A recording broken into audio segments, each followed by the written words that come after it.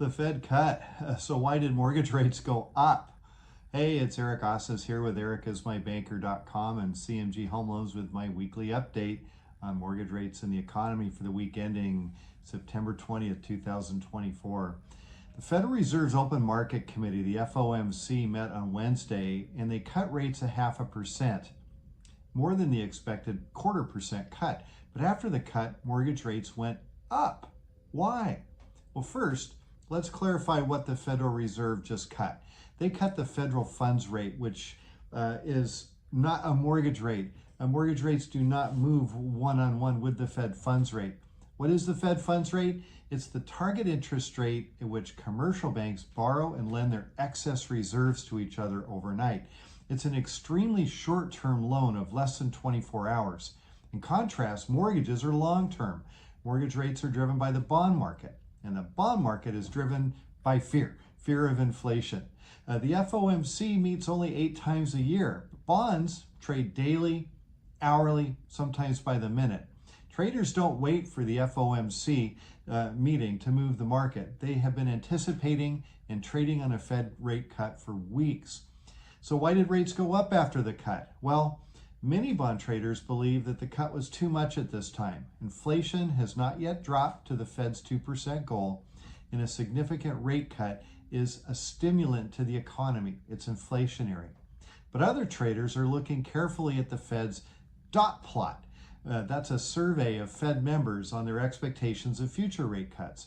In it, 7 voting members believe an additional 0.25% cut this year is appropriate. 9 members think that 0.5% cut is needed. 2 members think there should be no cut at all, and 1 thinks a 0.75% cut is still needed, by the end of the year. Because the dot plot doesn't really yield a clear picture of what the Fed's next move will be, bond traders got nervous. There was some selling, and that pushed interest rates higher. Looking more long-term, mortgage rates are still expected to fall, and they'll do so as the economy slows. Consumer spending is still strong, but it's debt-driven right now. Credit card balances are skyrocketing, and the savings rates are declining. It won't be long before spending slows, and that will affect the economy. For the week, mortgage rates are up slightly. Here are the national averages. Conventional 30-year fixed rate, 6.17%, up 0.02, not a lot.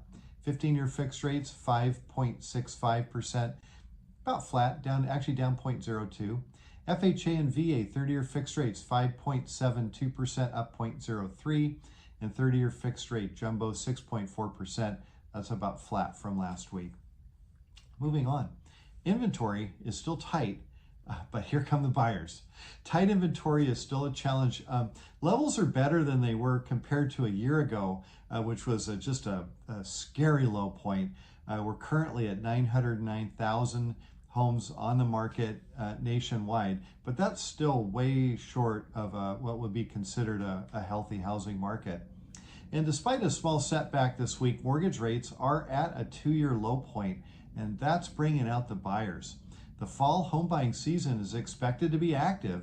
Home buyers can anticipate competition, expect multiple offers, and fast closings, so you'll need to be ready. Here's a few things that you can do to help prepare for a fast closing. First off, get a fully underwritten pre-approval. Being fully underwritten puts your offer at the top compared to other buyers who've not bothered to take those steps to have their loan fully verified. Number 2, have your documents ready. Any delay in providing documents could potentially delay your closing. Think about it, a 1-day delay at the front could mean a 1-day delay at the end, and a 1-day delay at the end means you are out of contract and you could potentially lose your earnest money. Number 3, have your cash ready. Be ready to wire your down payment proceeds, or if you're receiving a gift, get that lined up. If you're cashing in stocks or bonds or something like that, make sure you've got that process well set up and underway so there are no delays. And 4, assemble your team. Your lender and your realtor should work closely together to ensure that you have a smooth closing. Help structure your offer, set a reasonable closing date, convince the seller that yours is the best offer, and just make sure the whole process works smoothly. Also, be sure to coordinate with your home inspector and your insurance agent to avoid delays on that end. If you follow these steps, you'll be the one with the winning offer, and you can turn what could be a really stressful endeavor into a nice, smooth transaction. I'm always happy to help. You can call me 206-915-3742. Email me, eric@ericismybanker.com, or look for me on social media. Be sure to subscribe to my YouTube channel so you get lots of useful information that help you in your home buying process. Just look for Eric is my banker and you'll find me. That's all I've got for this week. I hope you have a great weekend. Talk to you next week.